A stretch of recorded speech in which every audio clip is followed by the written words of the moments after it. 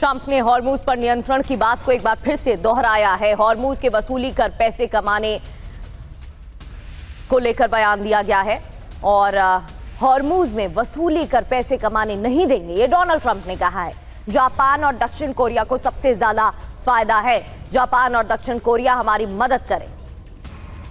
और हॉर्मूज पर ईरान के रक्षा मंत्रालय का बयान आया। हॉर्मूज पर नियंत्रण की बात कोई ना सोचे, हॉर्मूज की सुरक्षा के लिए हम पूरी तरह से प्रतिबद्ध हैं। ये ईरान के रक्षा मंत्रालय के प्रवक्ता का बयान सुनिए। ईरान को ट्रंप की नई धमकी भी मिल गई है। ईरान पर जबरदस्त हमले के लिए तैयार हैं, ये बात कही गई है। अपने बयान में चेतावनी देते हुए कहा गया, ईरान में जो कुछ बचा है उसे खत्म कर देंगे, ये भी कहा गया है। इतना ही नहीं, ईरान पर जबरदस्त हमले की तैयारी की जा रही है। ईरान की चारों तरफ से घेराबंदी भी करेंगे। अमेरिका की तरफ से ये धमकी दी गई है। डोनाल्ड ट्रंप ने नई धमकी में क्या कहा? हॉर्मूज पर ईरान ने वादा पूरा नहीं किया है। हॉर्मूज ना खुलने से पूरी दुनिया परेशान हो रही है। इतना ही नहीं, हमारे जहाजों पर हमले तो बड़ी तबाही देखने को मिलेगी। हॉर्मूज में बिछी सभी माइंस को नष्ट कर देंगे। ईरान को टोल देने वाले जहाजों को भी रोका जाएगा। ये नए बयान में, नई चेतावनी में कहा गया है।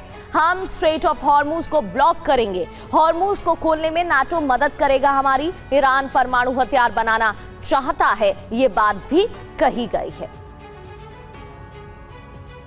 एक और बड़ी खबर ईरानी मीडिया के हवाले से, यह बहुत बड़ी खबर। यूएस से आगे कोई वार्ता की योजना नहीं है, यह ईरान की तरफ से कहा गया। यूरेनियम स्ट्रेट ऑफ हॉर्मूज पर पेच फंसा हुआ है।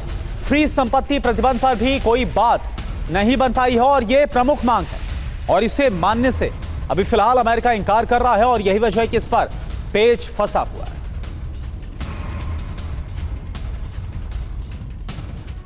और ईरान के खिलाफ इजरायल की बड़ी तैयारी देखने को मिल रही है। इजरायल डिफेंस फोर्स चीफ ने सैनिकों को आदेश दिए हैं, ईरान के साथ युद्ध के लिए तैयार रहें। आईडीएफ फोर्स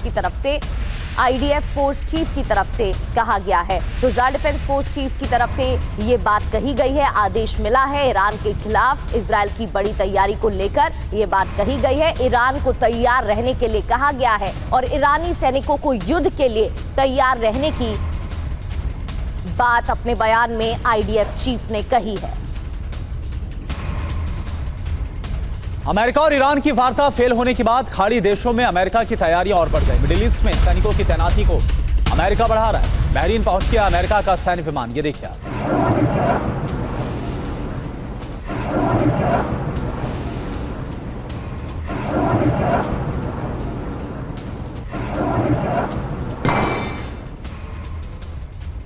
ईरान के संसद अध्यक्ष कालीबाफ ने चेतावनी दी, अमेरिका की धमकियां कारगर नहीं होंगी। ये कहा गया, चुनौती दी गई तो तेहरान बड़ा सबक देने वाला है।